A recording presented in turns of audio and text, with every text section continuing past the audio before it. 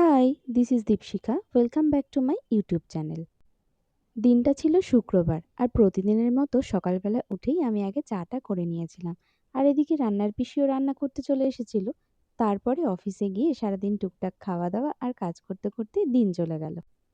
আর বাড়ি আসার পর দেখছিলাম আমাদের এই মাও বুড়িটাও এসেছে, তাই ওকে নিয়ে একটু আদর করছিলাম। আর তা করতে করতে রাতও হয়ে গেল, তো ডিনারের ব্যবস্থাটাও করতে চলে এলাম।